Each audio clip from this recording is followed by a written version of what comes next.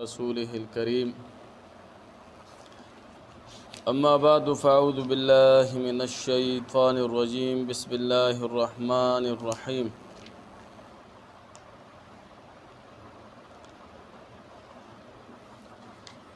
لقد رضي الله عن المؤمنين إذ يبايعونك تحت الشجرة فعلم ما في قلوبهم فأنزل السكينة عليهم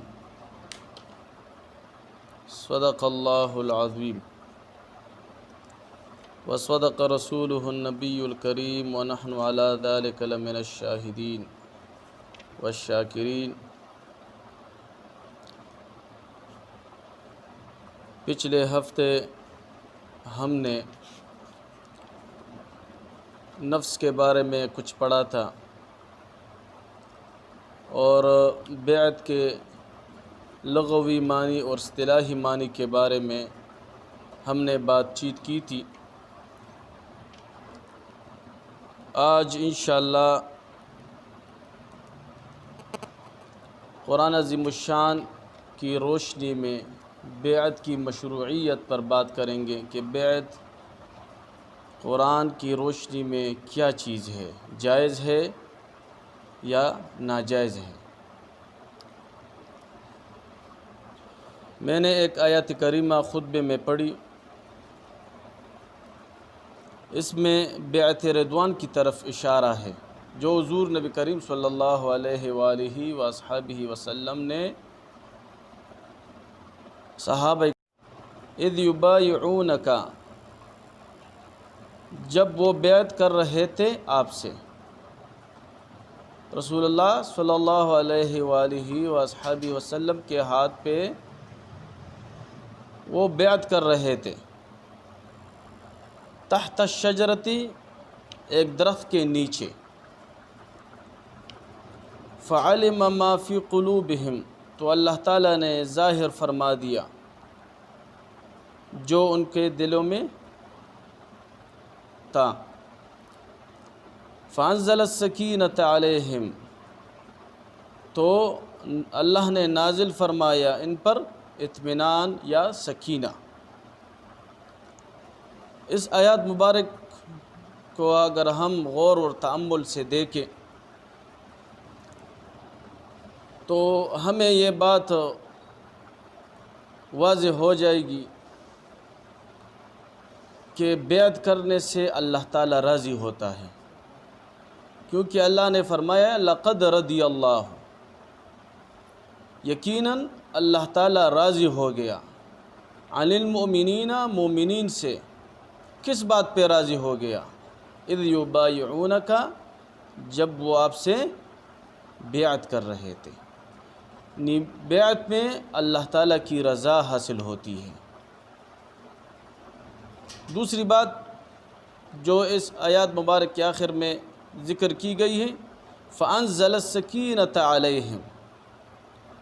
اور اس بیعت کی وجہ سے ہم نے ان پر اطمینان قلب یعنی سکینہ نازل فرما دیا۔ الحمدللہ، جیسے اطمینان قلب آج کل کے دور میں اہل تصوف کو حاصل ہے، میرے خیال میں کسی اور کو حاصل نہیں ہوگا۔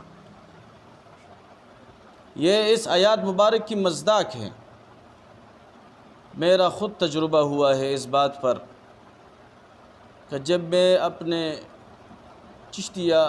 سلسلے کے اسباق پوری کرتا ہوں یا اور نقش بندیہ کے، سہروردیہ کے، قادریہ کے، تو مجھے ایک روحانی خوشی حاصل ہوتی ہے، ایک اطمینان قلب حاصل ہوتا ہے۔ یہ کیوں حاصل ہوتا ہے؟ یہ اس بیعت کی برکت سے، ذکر کی وجہ سے۔ اللہ تعالیٰ نے ارشاد فرمائے فَأَنزَلَ السَّكِينَةَ عَلَيْهِمْ، کہ میں ان پر سکینہ نازل فرما دیتا ہوں۔ اور پرانے زمانوں میں جب صوفیہ کرام اپنے شیوخ سے بیعت ہوتے تھے تو وہ خوشیاں مناتے تھے، شیرینی تقسیم کرتے تھے، اس کو لوگ مبارکباد بھی دیتے تھے۔ اور یہ بالکل شریعت کے عین مطابق تھا، اور ابھی بھی جو کرے گا وہ بھی عین شریعت کے مطابق ہوگا، کیونکہ سورہ توبہ میں اللہ تعالیٰ نے فرمایا فاستبشروا، پس تم خوشیاں مناؤ، ببیعکم الذی، اپنے بیعت پر، بایعتم بہ، ببیعکم الذی، اپنے اس بیعت پر، بایعتم بہ، جو تم نے رسول اللہ مبارک سے کیا ہے، یعنی اس بیعت پر تم خوش ہو جاؤ۔ الحمدللہ ہمارے استانے پر آج بھی جو بھائی بیعت ہوتا ہے تو سارے ہمارے دوست اس کو مبارکباد دیتے ہیں۔ یہ خوشی کی بات ہوتی ہے کہ انسان کو مستقل ذکر مل جاتا ہے، ایک کامل شیخ درویش مل جاتا ہے، اور کامل شیخ اور درویش کے بغیر آج کل سفر کرنا بہت زیادہ پرخطر ہے، تو بیعت کرنے سے اللہ تعالیٰ راضی ہوتا ہے، اطمینان قلب کی دولت اللہ تعالیٰ اس شخص کو دیتا ہے جو ایک کامل درویش کے ہاتھ پر بیعت ہو جاتا ہے۔ ایمان و عمل پر بیعت لینا قرآن و سنت سے بالکل واضح ہے، اور بیعت کرنا کیا ہے؟ فرض ہے، واجب ہے، سنت ہے، مستحب ہے؟ تو اہل علم کا اس پر اتفاق ہے کہ بیعت کرنا سنت ہے،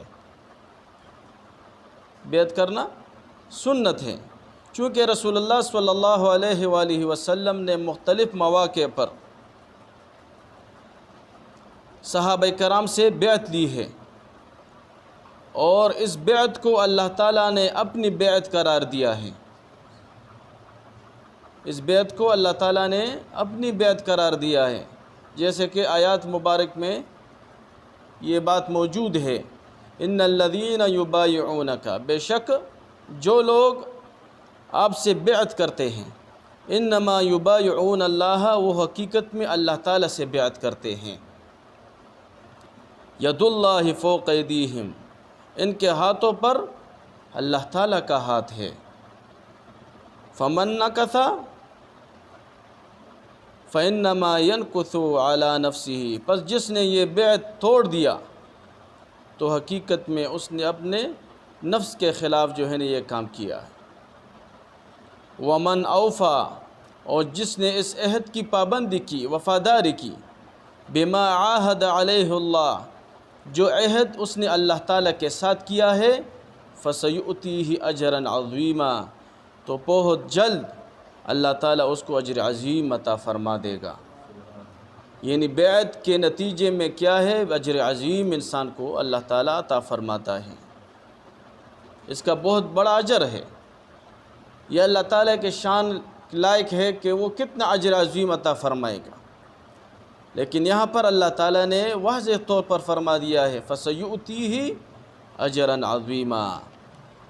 کہ اللہ تعالیٰ اس کو بہت اجر عظیم، بڑا اجر عظیم عطا فرمائے گا۔ صاحب مواہب الرحمن نے لکھا ہے کہ یہ آیات مبارک جو ہم نے ابھی ذکر کی، یہ بیعت کی مشروعیت کی دلیل ہے، یعنی بیعت کے جائز ہونے کی دلیل ہے، یعنی اس سے ثابت ہوتا ہے۔ صاحب مواہب الرحمن جو ایک تفسیر ہے اس میں لکھتے ہیں کہ اس سے یہ بات واضح ہوتا ہے کہ بیعت کرنا شریعت مطہرہ کے خلاف کوئی کام نہیں ہے، جس طرح کہ بعض لوگوں کی کم علمی کی وجہ سے اسے خلاف شرع سمجھتے ہیں۔ حقیقت میں بیعت امر شرعی ہے، یہ ایک شریعت کا کام ہے، جس طرح کہ ہم نے ذکر کیا کہ صحابہ کرام نے متعدد موقع پر رسول اللہ صلی اللہ علیہ وآلہ وسلم سے بیعت کی ہے، کبھی جہاد کے موقع پر بھی، کبھی ہجرت کے موقع پر، کبھی احکام شرعیہ کی پابندی پر، کبھی نماز کی پابندی پر، کبھی روزے پر، کبھی حج کی ادائیگی پر، کبھی زکوٰۃ کی ادائیگی پر، کبھی کفار کے ساتھ معرکہ کے ثابت قدمی میں رہنے کے لیے، کبھی تمسک بالسنہ یعنی سنت کو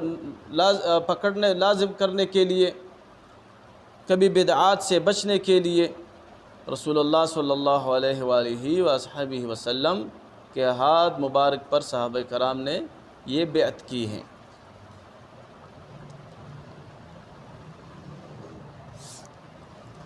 اگر ہم غور اور تأمل کریں، فکر کریں، جن مقاصد کے لیے حضور صلی اللہ علیہ وآلہ وسلم نے صحابہ کرام سے بیعت لی ہے، وہی مقاصد ابھی بھی آج کل کے دور میں بیعت میں مضمر ہے، بیعت میں وہ چھپے ہوئے ہیں۔ مثلا ایک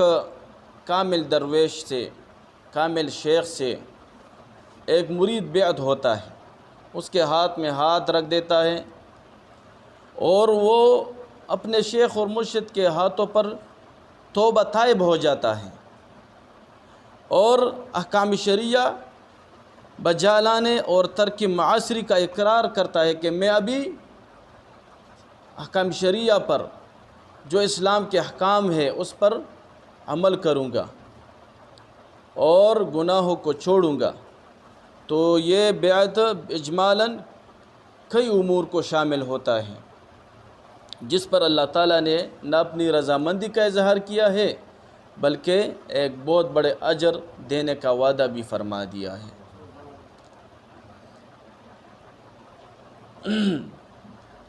یعنی جس طرح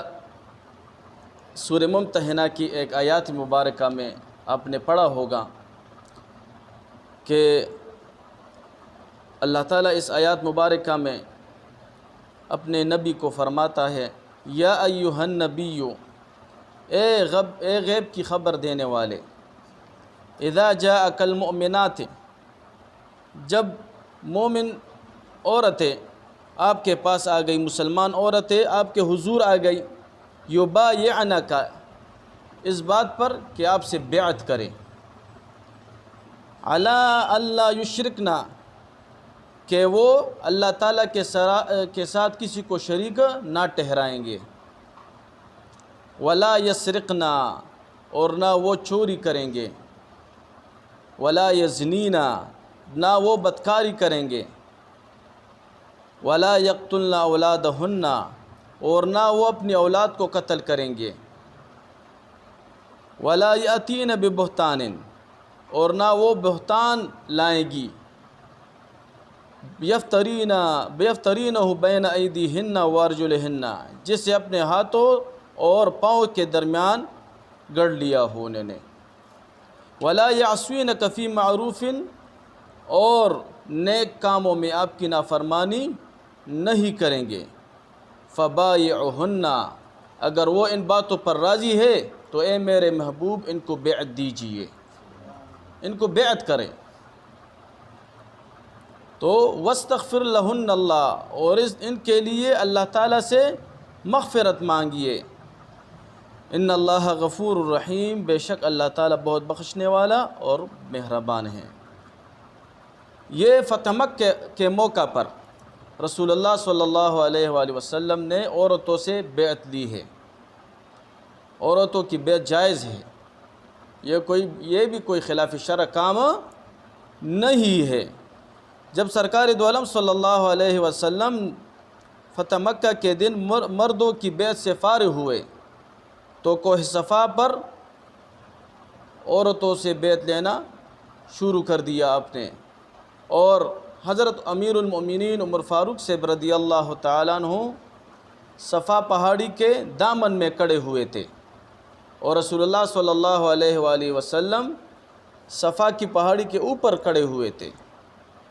اور رسول اللہ صلی اللہ علیہ وسلم جو ارشاد فرماتے تھے وہ حضرت امیر المؤمنین عمر فاروق سے رضی اللہ تعالیٰ عنہ عورتوں کو فرماتے تھے۔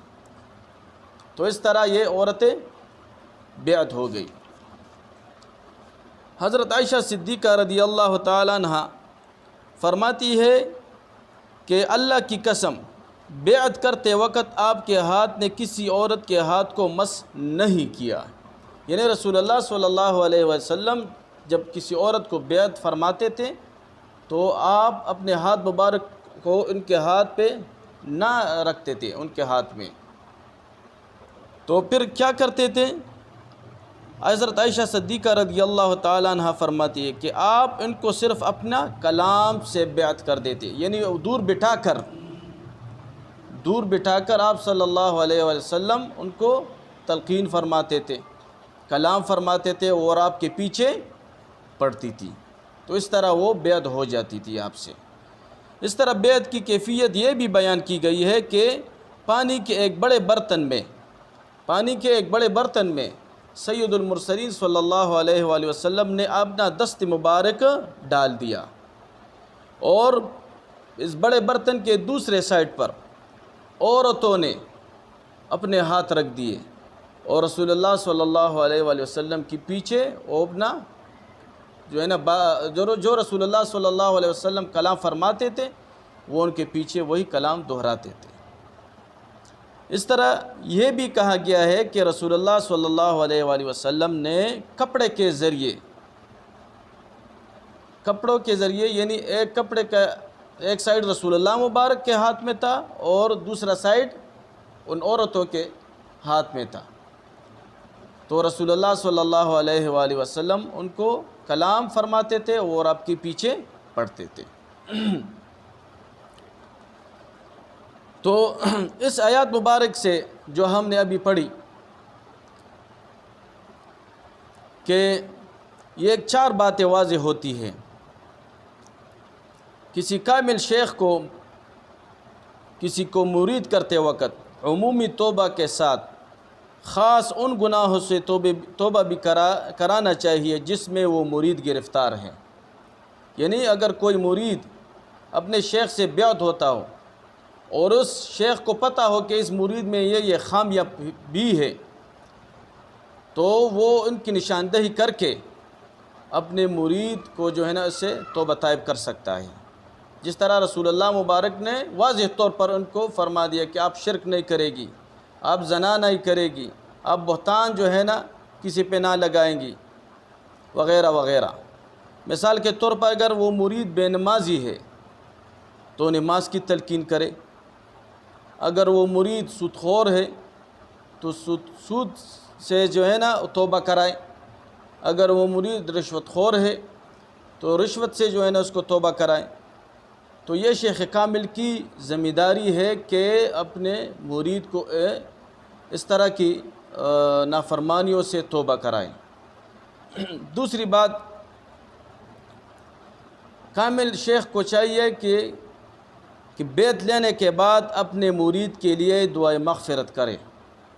جس طرح کہ رسول اللہ صلی اللہ علیہ وآلہ وسلم کو اللہ نے فرمایا وَاسْتَغْفِرْ لَهُنَّ اللَّهِ، کہ آپ ان کے لیے دعائے مغفرت مانگیے، ان کے لیے بخشش مانگے۔ تو مرید ہونے کے بعد کامل درویش کو چاہیے کہ اپنے مرید کے لیے دعائے مغفرت کرے، یہ بھی رسول اللہ مبارک کی سنت ہے۔ اور اس سے یہ بھی ثابت ہوتا ہے کہ اللہ تعالیٰ کسی مقبول بندے کے ہاتھ پر توبہ کرنے کا حکم بھی دے رہا ہے۔ ایک توبہ تو ہم خود کرتے ہیں کہ اللہ تہجد کے وقت توبہ طائب ہوتے ہیں، یا کسی اور موقع پر اللہ تعالیٰ سے معافیہ مانگتے ہیں، لیکن ایک طریقہ یہ بھی اللہ تعالیٰ نے ہمیں سکھا دیا ہے کہ آپ کسی خاص بندے، کسی بزرگ بندے کے ہاتھ پر بھی توبہ کر سکتے ہیں۔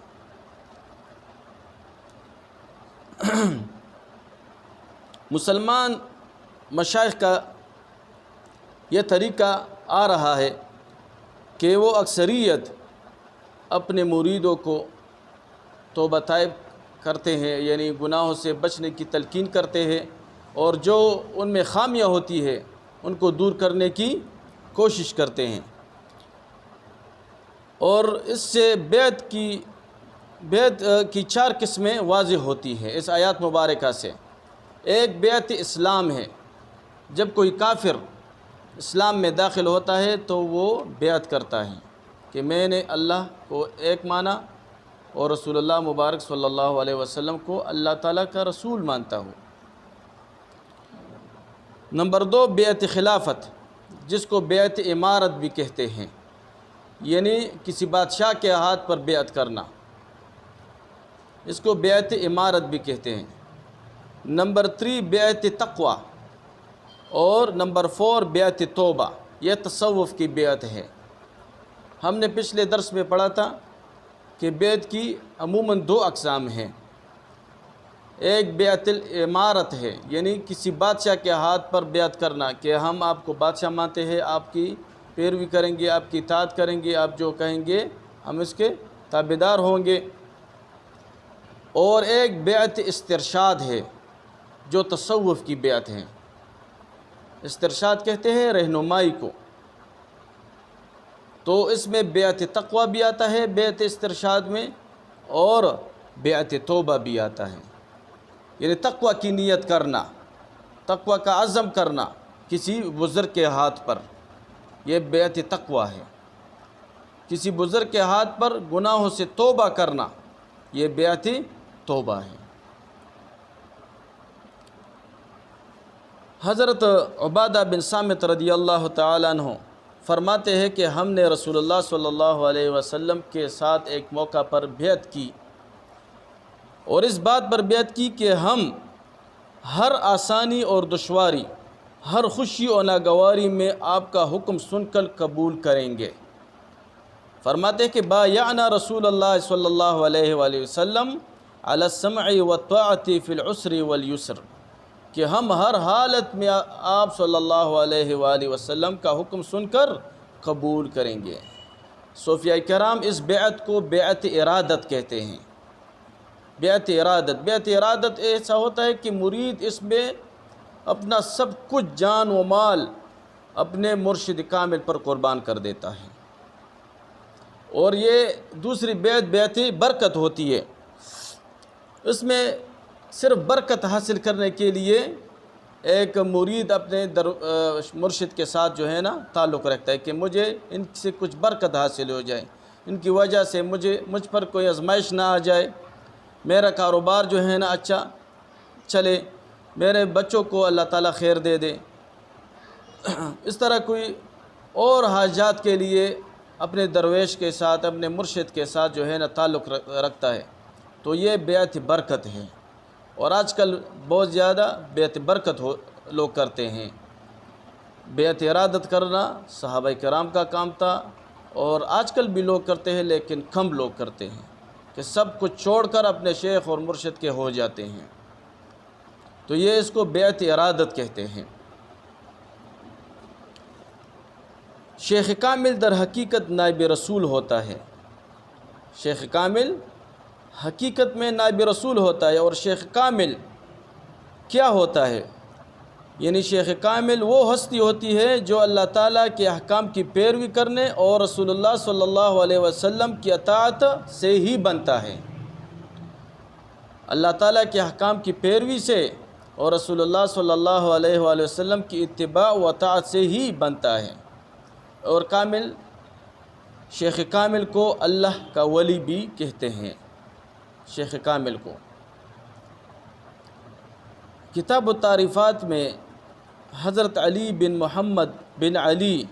المعروف بالشریف الجرجانی رحمۃ اللہ تعالی علیہ لکھتے ہیں کہ ولی فعیل کے وزن پر فاعل کے معنی میں لیا جائے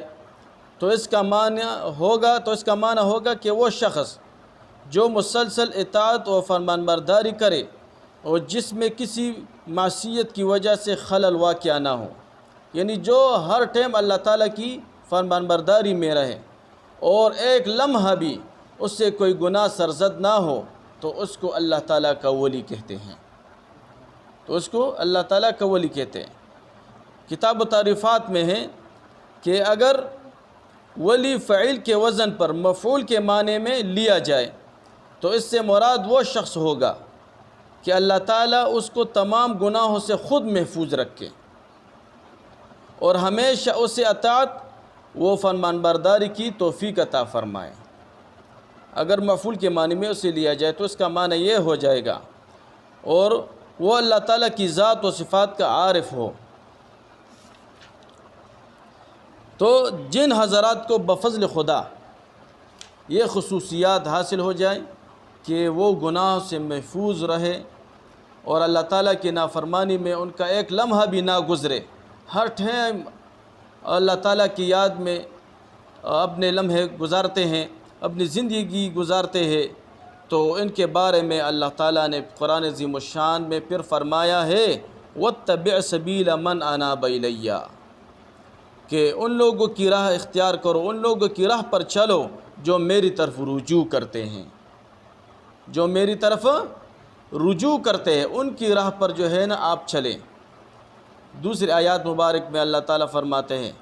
وَاصْبِرْ نَفْسَكَ، روک کے رکھو اپنے نفس کو، اپنے آپ کو، مع الذین، ان لوگوں کے ساتھ،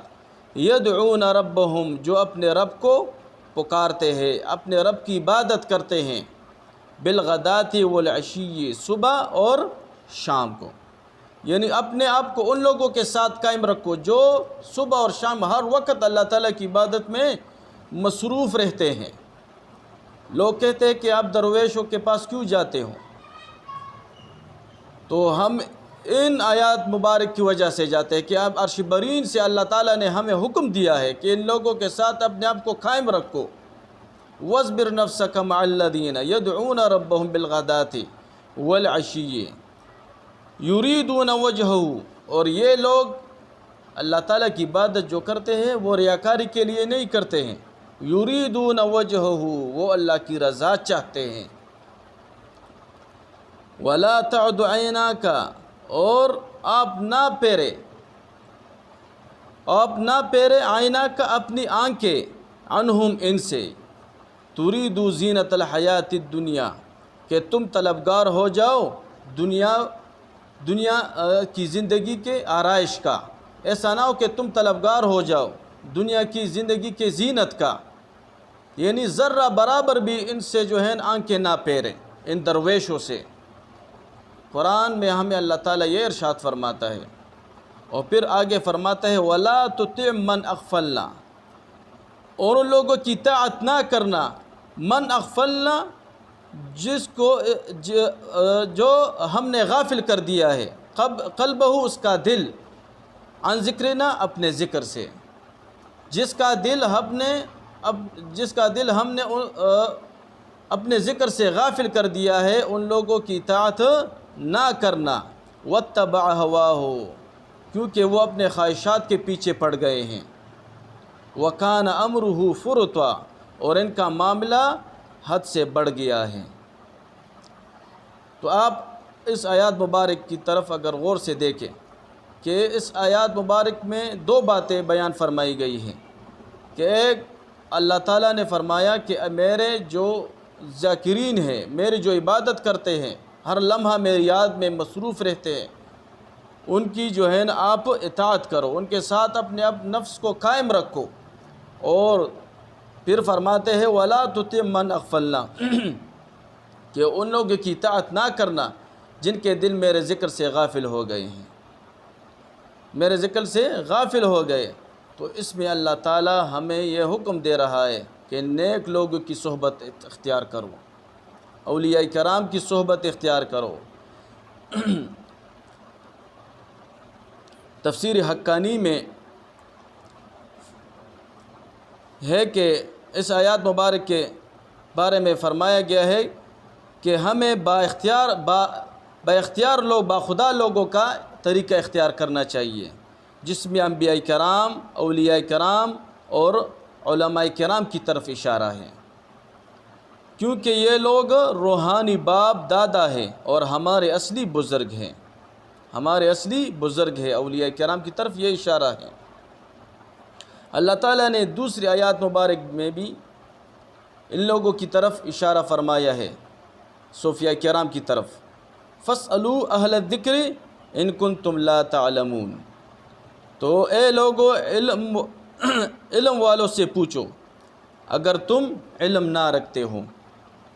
یا اہل ذکر والوں سے پوچھو اگر تم علم نہ رکھتے ہو۔ مطلب یہ ہے کہ اگر آپ کو کوئی فقہی مسئلہ آ جائے تو فقہاء کرام سے پوچھا کرو،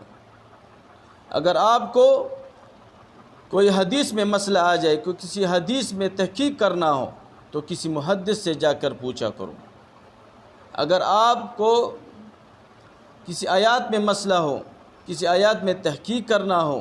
اس کے بارے میں کچھ معلومات علم حاصل کرنا ہو تو کسی شیخ القرآن سے پوچھو۔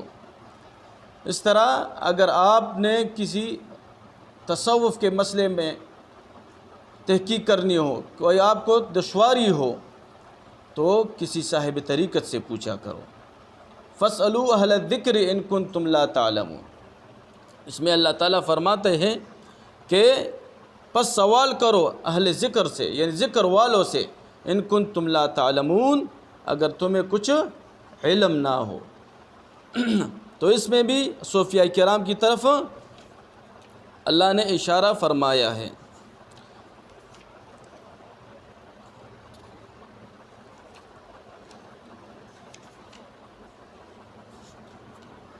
اس طرح دوسری آیات مبارک سورہ توبہ کی، چونکہ صوفیاء کرام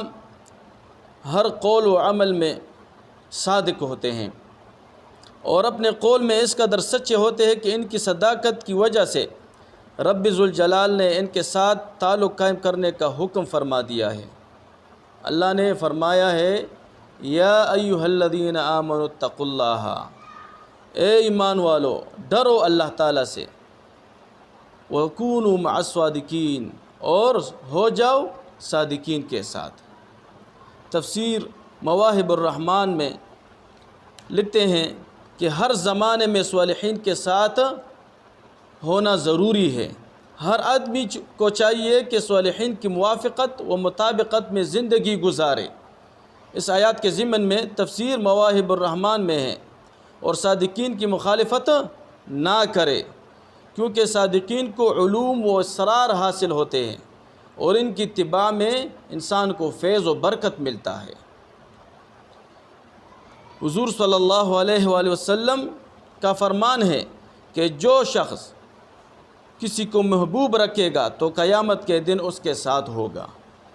تو جو لوگ صادقین کو اپنا محبوب رکھیں گے تو قیامت کے دن ان کا حشر صادقین کے ساتھ ہوگا۔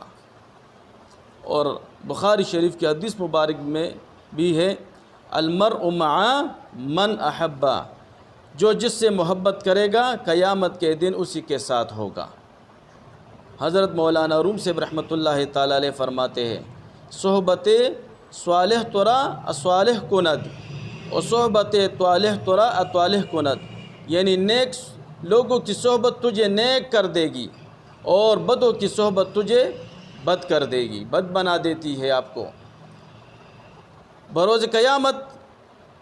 بندوں کو کس طرح بلایا جائے گا؟ ایک آیات مبارک ہے جس میں اللہ تعالیٰ فرماتا ہے یوم ندعو کل اناس بامامہم، جس دن ہم ہر جماعت کو اس کے امام کے ساتھ بلائیں گے، ہر گروہ کو ان کے امام کے ساتھ بلائیں گے۔ تو تفسیر روح البیان میں علامہ اسماعیل حقی رحمۃ اللہ تعالی علیہ فرماتے ہیں، اور اس طرح تفسیر حسینی میں بھی فرماتے ہیں کہ قیامت کے دن بندوں کو اس طرح بلایا جائے گا کہ اے حنفیو آ جاؤ، اے شافعیو آ جاؤ، اے مالکیو آ جاؤ۔ تو اس طرح تفسیر نور العرفان میں بھی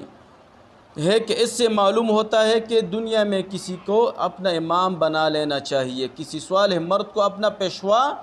بنا لینا چاہیے۔ تفسیر نور العرفان میں ہے شریعت میں تقلید کر کے اور طریقت میں بیعت کر کے شریعت میں تقلید کرنا چاہیے اور تصوف میں طریقت میں بیعت کرنا چاہیے، تاکہ اچھے لوگوں کے ساتھ ہمارا حشر ہو جائے، تاکہ اچھے لوگوں کے ساتھ ہمارا حشر ہو جائے۔ اگر کوئی صالح امام نہ ہو تو اس کا امام پھر شیطان ہوگا، صوفیاء کرام فرماتے ہیں۔ اور صالحین کے علاوہ قیامت کے دن کوئی رشتہ بھی کام نہ آئے گا۔ اس کے بارے میں اللہ تعالیٰ نے ارشاد فرمایا ہے، الاخلاء یومئذ بعضهم لبعض عدو الا المتقین، کہ گہرے دوست اس دن ایک دوسرے کے دشمن ہوں گے مگر متقین اور پرہیزگار لوگ اس دن بھی ایک دوسرے کے دوست ہوں گے۔ الاخلاء یومئذ بعضهم لبعض عدو الا المتقین، کہ گہرے دوست اس دن ایک دوسرے کے دشمن ہوں گے، ہر کوئی چاہے گا کہ میں بچ جاؤں، عذاب سے میں بچ جاؤں۔ یوم یفر المرء من اخیہ وامہ وابیہ وصاحبتہ وبنیہ، لیکن صالحین و متقین کی جماعت بے خوف ہوگی۔ ایک دوسری جگہ پر اللہ تعالیٰ فرماتے ہیں، یا عباد لا خوف علیکم اليوم ولا انتم تحزنون، اللہ تعالیٰ کے ان نیک بندوں سے فرمایا جائے گا کہ اے میرے بندو، آج تم پر نہ کوئی خوف ہے اور نہ کوئی غم ہے۔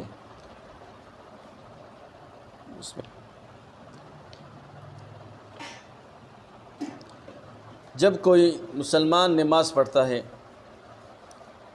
تو نماز میں وہ پڑھتا ہے اہدنا الصراط المستقیم، ہم کو سیدھے راستے پر چلا، صراط الذین انعمت علیہم، ان لوگوں کا راستہ جن پر اے اللہ تو نے انعام کیا ہے۔ امام راضی تفسیر کبیر میں فرماتے ہیں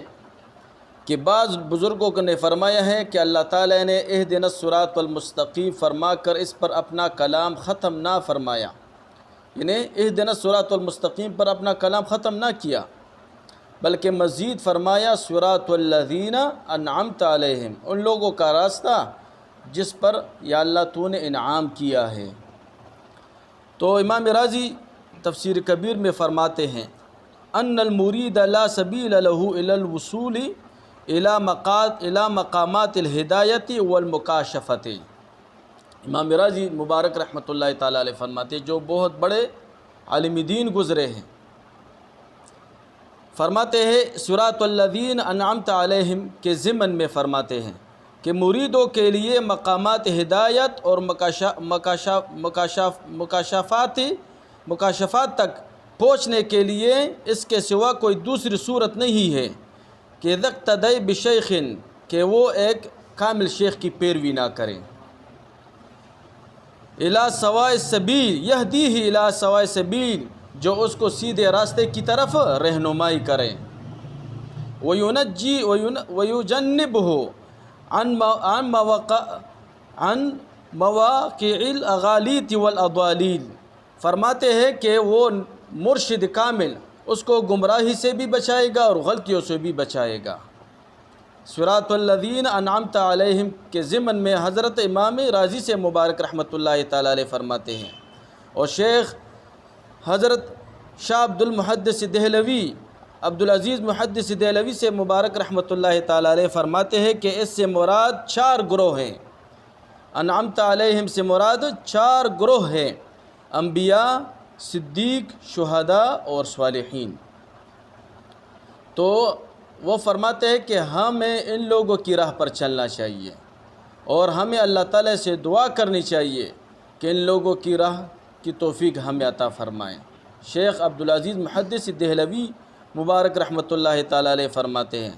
اور فرماتے ہیں کہ یہ اس آیات مبارک سے ثابت ہے، وَمَن يُطِعِ اللَّهَ وَالرَّسُولَ فَأُولَٰئِكَ مَعَ الَّذِينَ أَنْعَمَ اللَّهُ عَلَيْهِم مِّنَ النَّبِيِّينَ وَالصِّدِّيقِينَ وَالشُّهَدَاءِ وَالصَّالِحِينَ وَحَسُنَ أُولَٰئِكَ رَفِيقًا۔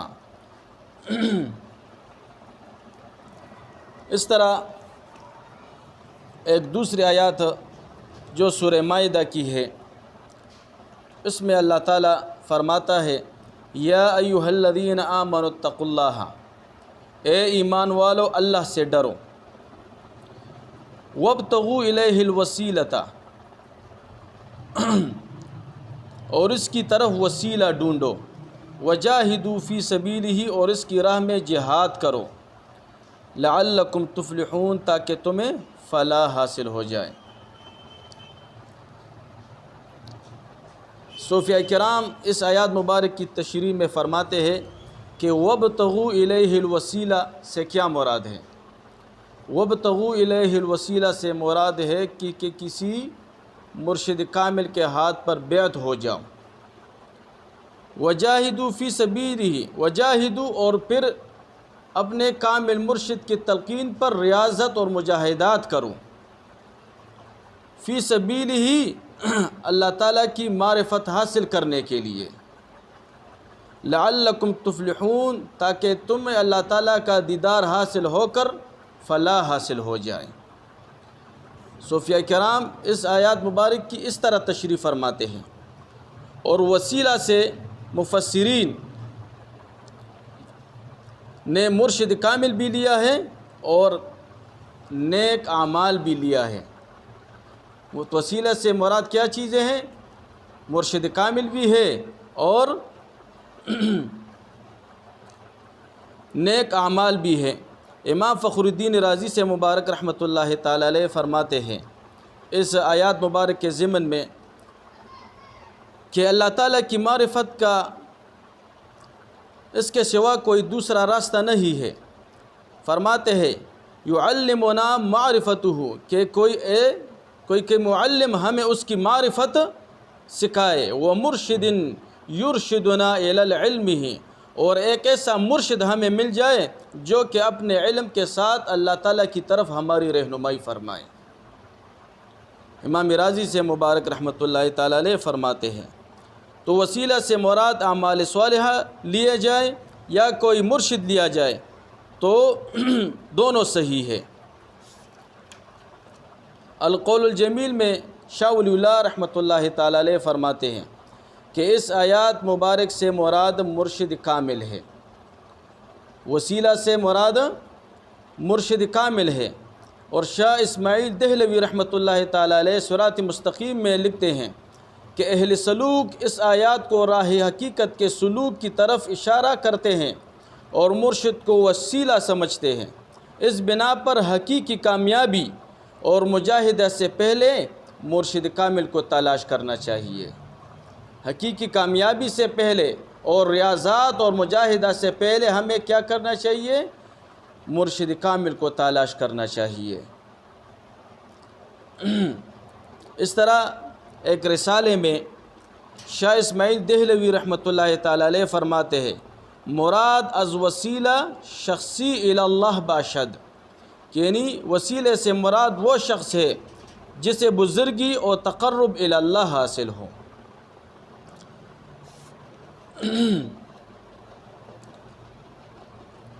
اس طرح صوفیہ کرام نے شاہ عبدالعزیز محدث دہلوی رحمۃ اللہ علیہ نے تفسیر عزیزی میں شاہ عبدالرحیم صاحب اور سید محمد ذوقی رحمۃ اللہ تعالی علیہ نے سر دلبراں میں اس طرح حضرت بایزید بستامی سے مبارک رحمۃ اللہ علیہ، حضرت جنید بغدادی صاحب رحمۃ اللہ علیہ، حضرت خواجہ معین الدین چشتی اجمیری مبارک رحمۃ اللہ علیہ، مولانا عبدالرحمن جامی رحمۃ اللہ علیہ، حضرت خواجہ نظام الدین محبوب الہی مبارک رحمۃ اللہ علیہ، مولانا فرید الدین عطار صاحب رحمۃ اللہ علیہ، خصوصاً حضرت سیدنا مجدد الفسانی سے مبارک رحمۃ اللہ علیہ نے وسیلہ سے مراد مرشد کامل لیا ہے. مرشد کامل لیا ہے. اور شاہ عبدالعزیز محدث دہلوی رحمۃ اللہ تعالی علیہ نے بہت بہترین بات فرمائی ہے. فرماتے ہیں کہ کچھ لوگ وسیلہ سے اعمال صالحہ مراد لیتے ہیں. فرماتے ہیں کہ مرشد کے بغیر کسی کو بھی اعمال صالحہ نصیب نہیں ہوتے ہیں. یعنی یہی تو مرشد ہے کہ اس کی وجہ سے انسان کو اعمال صالحہ نصیب ہوتی ہے. تو اس سے مراد اعمال صالحہ بھی ہے اور مرشد کامل بھی ہے وسیلہ سے.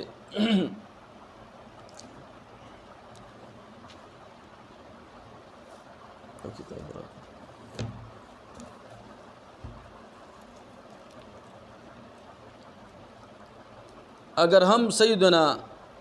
امام حسن بصری سے رحمۃ اللہ تعالی علیہ کی زندگی کی طرف اگر دیکھیں تو وہ بھی ایک ہستی سے بیعت ہوئے تھے. ان کا نام ہے حضرت سیدنا علی شیر خدا رضی اللہ تعالیٰ عنہ۔ اور حضرت فرید الدین عطار صاحب رحمۃ اللہ تعالیٰ علیہ فرماتے ہیں کہ جب امام حسن بصری سے مبارک رحمۃ اللہ تعالیٰ علیہ بیعت کرنے کے لیے جا رہے تھے تو سیدنا امام حسن بصری سے مبارک رحمۃ اللہ علیہ نے اپنا سارا مال فقراء اور مسکین میں تقسیم کر دیا، یہاں تک کہ گھر کا اثاثہ اور ایک وقت کا خرچہ بھی گھر میں نہ چھوڑا۔ اور پھر حضرت امیر المومنین علی شیر خدا رضی اللہ تعالیٰ عنہ کی خدمت میں حاضر ہوئے اور ان کے حلقہ عرادت میں شامل ہو گئے، اور اپنے شیخ حضرت علی شیر خدا رضی اللہ تعالیٰ عنہ کی متابعت میں سخت سے سخت ریاضت اور مجاہدہ میں مشغول ہو گئے۔ عالم سرمستی میں حضرت سیدنا امام حسن بصری سے مبارک رحمۃ اللہ علیہ فرماتے تھے کہ میں اپنے رسول خدا اور اپنے مرشد حضرت علی شیر خدا کی پوری اتباع نہ کروں تو پھر میں کہاں کا رہوں گا، اور قیامت کے دن میں اپنے درویشوں کے سامنے کیا منہ دکھاؤں گا۔ حضرت سیدنا امام حسن بصری سے مبارک رحمۃ اللہ علیہ فرماتے تھے، اور ان کے بارے میں مشہور ہے کہ 70 سال تک آپ کو کسی نے بھی بے وضو نہیں دیکھا، ہر ٹائم جو ہے نا آپ وضو کی حالت میں رہتے تھے، یہ ان کی کرامت تھی۔ تو سیدنا امام حسن بصری سے مبارک رحمۃ اللہ تعالیٰ علیہ جیسی ہستی نے حضرت علی شیر خدا رضی اللہ تعالیٰ عنہ کے ہاتھ پہ بیعت کی ہے، اس طرح اگر ہم شیخ عبد الواحد بن زید سے مبارک رحمۃ اللہ تعالیٰ علیہ کو لے لیں، انہوں نے بیعت سے پہلے 40 برس تک عبادت اور ریاضات اور مجاہدات میں زندگی گزاری ہے۔ بیعت کرنے سے پہلے 40 سال تک عبادات اور ریاضات میں زندگی گزاری ہے، اور تمام علوم میں مہارت تامہ حاصل کیا ہے، اور حضرت علی شیر خدا رضی اللہ تعالیٰ عنہ کے خاص شاگردوں میں سے تھے، اور آپ کا یہ معمول تھا کہ لوگوں سے بہت کم ملتے تھے، اور نیک لوگوں کی زیارت کے لیے دور دور کا سفر کرتے تھے، اور ان کی صحبت میں وقت گزارتے تھے۔ اور یہ حضرت شیخ عبد الواحد بن زید سے مبارک رحمۃ اللہ تعالیٰ علیہ کن کے مرید ہیں؟ حضرت سیدنا امام حسن بصری سے مبارک رحمۃ اللہ تعالیٰ علیہ کے مرید ہیں، اور مجرد زندگی گزارتے تھے، یعنی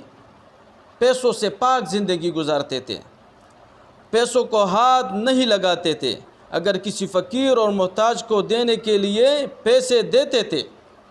تو پھر اپنے ہاتھ کو دھو لیتے تھے کہ دنیا میرے ہاتھ میں آ گئی تھی۔ حضرت عبد الواحد بن زید سے مبارک رحمۃ اللہ علیہ فرماتے تھے، اور فرماتے تھے کہ خدا نہ کرے کہ کوئی درویش ہاتھ میں درہم و دینار پکڑ کر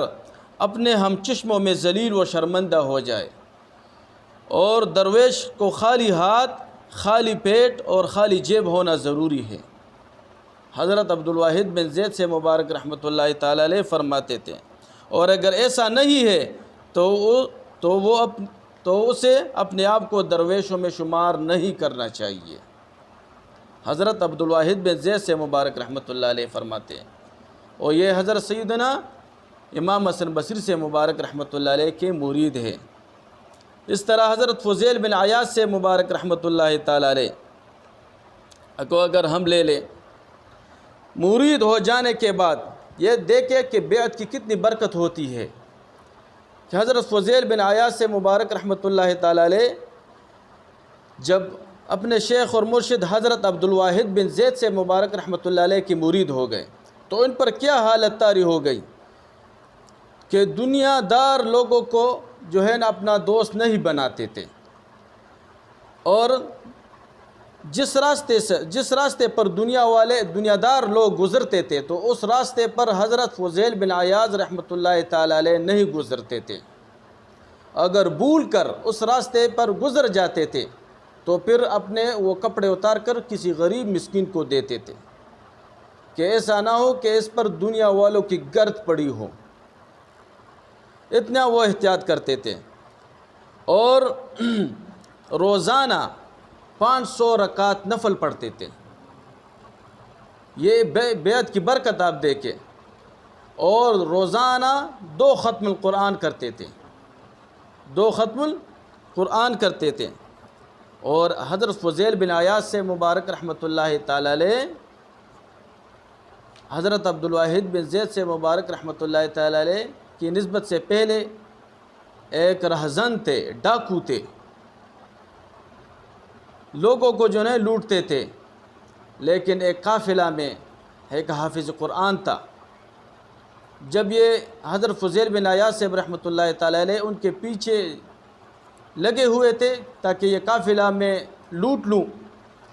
تو اس قافلہ میں ایک حافظ قرآن تھا، وہ اس آیات مبارک کی تلاوت کر رہا تھا، الم یعن للذین آمنوا ان تخشع قلوبہم لذکر اللہ۔ آیا وہ وقت مسلمانوں پر، مومنین پر نہیں آیا ہے کہ ان کے دل اللہ تعالیٰ کے خوف سے ڈر جائے؟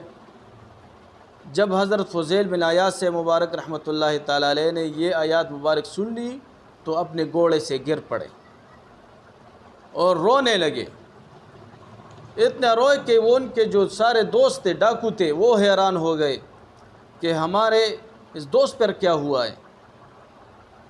اور روتے روتے واپس گھر آ گئے۔ اور جتنا سامان انہوں نے لوگوں سے لیا تھا، حضرت فضیل بن عیاض سے مبارک رحمۃ اللہ تعالی علیہ کے ساتھ ان لوگوں کا لسٹ پڑا ہوا تھا، ان لوگوں کو واپس کر دیا اور توبہ طائب ہو گئے، اور حضرت امام ابو حنیفہ رحمۃ اللہ تعالی علیہ کی شاگردی اختیار کی۔ پھر حضرت امام حسن بصری سے مبارک رحمۃ اللہ تعالی علیہ کی بیعت کے لیے آ گئے، لیکن ان دنوں میں حضرت امام حسن بصری سے مبارک رحمۃ اللہ تعالی علیہ فوت ہو گئے تھے، ان کا وصال ہو گیا تھا، تو بہت زیادہ رو پڑے۔ تو بصرہ میں کسی نے بتایا کہ حضرت سیدنا امام حسن بصری سے کہ ایک مرید خاص ہے، فضیل بن عیاض کو بتایا، تو کہا کہ کون ہے؟ تو حضرت عبدالواحد بن زید سے مبارک رحمۃ اللہ تعالی علیہ کی خدمت میں پھر حاضر ہوئے اور ان کے ہاتھ پر بیعت ہو گئے۔ اس طرح حذیفہ مرعشی رحمۃ اللہ تعالی علیہ، میں آپ کو بزرگوں کی باتیں بتا رہا ہوں کہ یہ سب بیعت ہو چکے تھے۔ آج کل لوگ جو ہے نا بیعت سے انکار کرتے ہیں اور کہتے ہیں کہ قرآن ہے، احادیث ہے، فقہ ہے، دین ہے، تو بیعت کے لیے کیا ضرورت ہے؟ نہیں، ان لوگوں سے آج کل کے لوگ اچھی طرح جانتے ہیں، سمجھدار ہے۔ نہیں، حضرت حذیفہ مرعشی رحمۃ اللہ تعالی علیہ کی زندگی کو اگر آپ دیکھیں تو وہ بہت بڑے فقیہ تھے، عالم تھے، اور علوم باطنی کے ساتھ ساتھ علوم ظاہری میں ان کو مہارت تامہ حاصل تھا، بہت بڑا مہارت حاصل تھا، اور 30 برس تک آپ کو کسی نے بے وضو، یعنی بغیر وضو کے حالت میں کسی نے آپ کو نہیں دیکھا تھا، اور 3 4 5 یا 6 روز پر افطار کرتے تھے، اور افطاری میں صرف 3 لقمے کھاتے تھے، اور فرماتے تھے درویشوں کی غذا تو لا الہ الا اللہ ہے، درویشوں کی غذا تو لا الہ الا اللہ ہے۔ اور آپ فرماتے تھے، حضرت حذیفہ مرعشی رحمۃ اللہ تعالی علیہ، آپ کا قول تھا کہ اگر تم کسی درویش کی تحویل میں روپیہ دیکھو، کہ اور کسی درویش کے پاس اگر آپ مال و دولت دیکھیں تو ہرگز اس کے پاس نہ جاؤ۔ وہ فرماتے تھے جو درویش شکم سیر ہو کر کھانا کھائے، پیٹ بھر کر کھانا کھائے، وہ پیٹو ہے، وہ خود پرست ہے اور کچا فقیر ہے، کیونکہ درویشوں کی غذا لا الہ الا اللہ ہے۔ اور اس طرح فقیر جو پیٹو ہو، خود پرست ہو، اگر لوگ اس کو اپنا مقتدا بھی سمجھے تو پھر بھی اس کی صحبت سے بھاگنا چاہیے۔ حضرت حذیفہ مرعشی رحمۃ اللہ تعالی علیہ فرماتے ہیں۔ اور ایک دن حضرت خضر علیہ السلام ان کے پاس آ گئے حضرت حذیفہ مرعشی رحمۃ اللہ تعالی علیہ کے قریب بیٹھ گئے، ان کے ساتھ بات چیت شروع کی، تو حضرت خضر علیہ السلام ان کو فرماتے ہیں کہ ہر مسافر کے لیے رہبر کی ضرورت ہوتی ہے، اور آپ کو بھی ایک رہبر کی ضرورت ہے، کسی درویش کے ہاتھ پر بیعت ہو جاؤ۔ ابھی حذیفہ مرعشی رحمۃ اللہ علیہ ان کو یہ نہیں فرماتے ہیں کہ میں نے قرآن پڑھا ہے، میں نے احادیث پڑھی ہے، میں نے فقہ پڑھا ہے، علوم ظاہری کے ساتھ ساتھ میں علوم باطنی پر دسترس رکھتا ہوں، میں کیوں کسی کے پاس چلا جاؤں؟ نہیں، حضرت خضر علیہ السلام کی بات سن کر حضرت حذیفہ مرعشی رحمۃ اللہ تعالی علیہ اپنے وقت کے کامل درویش حضرت ابراہیم بن ادہم رحمۃ اللہ علیہ کے پاس جاتے ہیں اور ان کے ہاتھ پر بیعت ہوتے ہیں اور ان کے قدموں میں گر پڑتے ہیں۔ حضرت ابراہیم بن ادہم رحمۃ اللہ تعالی علیہ نے حضرت حذیفہ مرعشی رحمۃ اللہ علیہ کو اپنے دل کے قریب کر دیا، ان کو تسلی دی کہ آپ بہت جلد منزل مقصود تک پہنچ جاؤ گے۔ پھر حضرت حذیفہ مرعشی رحمۃ اللہ تعالی علیہ اپنے شیخ اور مرشد حضرت ابراہیم بن ادہم رحمۃ اللہ تعالی علیہ کی صحبت میں 6 ماہ مسلسل گزارے۔ آپ نے 6 ماہ تک جو ہے نا اپنے پیر و مرشد کی خدمت میں رہے، اور اس دوران آپ نے صرف 6 مرتبہ کھانا کھایا ہے۔ 6 ماہ میں 6 مہینوں میں صرف 6 مرتبہ کھانا کھایا ہے۔ اور حضرت سلطان ابراہیم بن ادہم رحمۃ اللہ علیہ نے جب آپ کا یہ مجاہدہ اور ریاضت دیکھا تو اپنے گلے لگا دیا اور فرمایا، اے حذیفہ، درویشوں کا جو کام ہوتا ہے وہ آپ میں موجود ہے، اور خلافت کی اذن دے کر خدمت شریعت اور طریقت کی خدمت کے لیے مامور کر دیا۔ تو حضرت حذیفہ مرعشی رحمۃ اللہ تعالی علیہ جیسی ہستی نے بیعت کی ہے۔ اس طرح اگر حضرت ممشاد علی دینوری رحمۃ اللہ تعالی علیہ اگر ہم لے لیں، ان ہستی کو مرید ہونے سے پہلے حضرت ممشاد علی دینوری رحمۃ اللہ تعالی علیہ 30 سال تک ریاضات اور مجاہدات میں مصروف تھے۔ آپ خود سوچیں کہ 30 سال تک ایک لمحہ بھی اللہ تعالیٰ کی یاد سے غافل انہوں نے نہیں گزارا تھا۔ حضرت ممشاد علی دینوری رحمۃ اللہ تعالی علیہ ظاہری علم کے ساتھ ساتھ باطنی علم بھی رکھتے تھے۔ حضرت ممشاد علی دینوری رحمۃ اللہ تعالی علیہ کے پاس حضرت خضر علیہ السلام ایک موقع پر آ گئے، تو حضرت ممشاد علی دینوری رحمۃ اللہ تعالی علیہ نے ان کو فرمایا کہ خضر، میں تو برابر ریاضات و مجاہدات میں مصروف ہوں، اللہ تعالیٰ کے ذکر میں مصروف ہوں، برابر لگا ہوا ہوں، لیکن مجھے معلوم نہیں ہے کہ میرا انجام کیا ہوگا، میں ایمان کے ساتھ مر جاؤں گا کہ نہیں۔ تو حضرت خضر علیہ السلام کیا فرماتے ہیں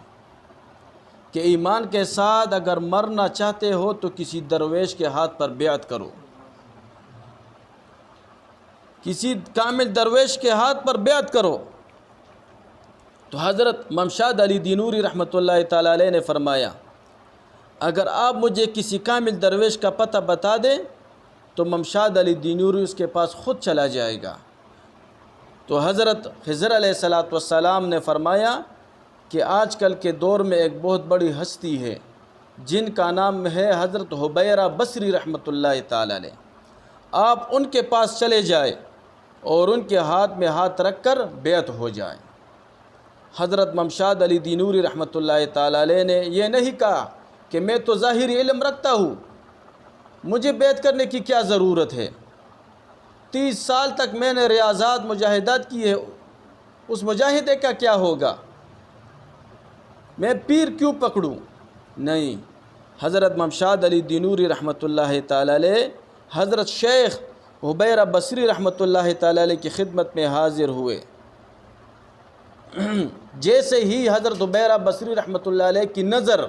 ممشاد علی دینوری رحمۃ اللہ تعالی علیہ کے چہرے مبارک پر پڑی تو فرمایا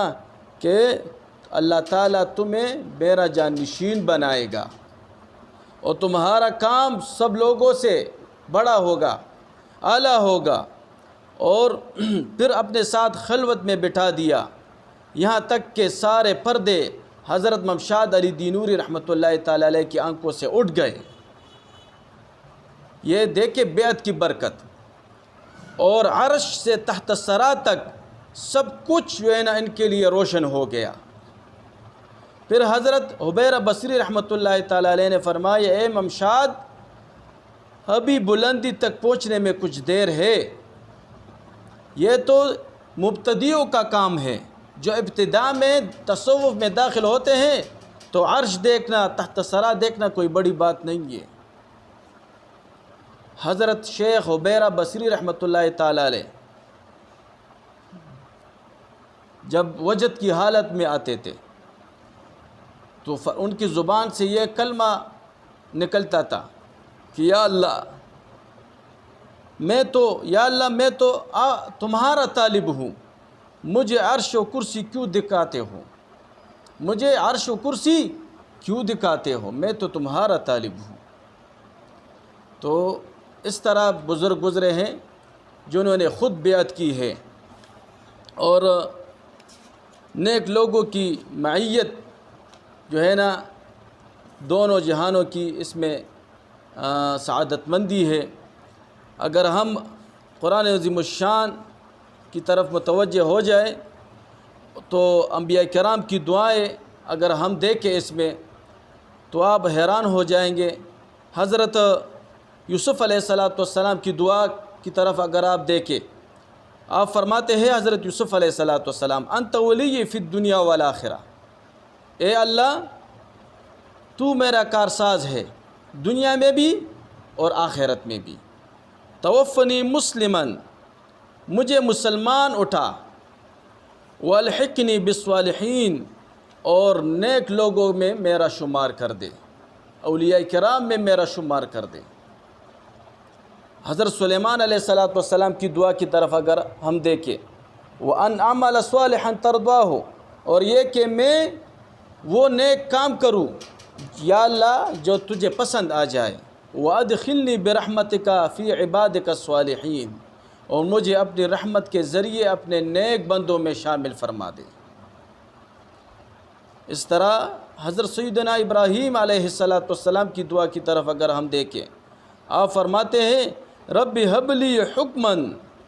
یہ اللہ مجھے حکم عطا فرما، والحقنی بالصالحین،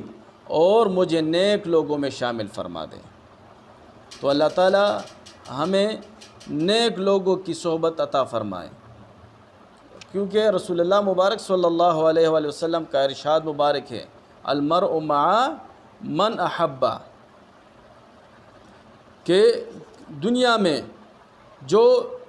جس کے ساتھ محبت رکھے گا قیامت کے دن اسی کے ساتھ ان کا حشر ہوگا۔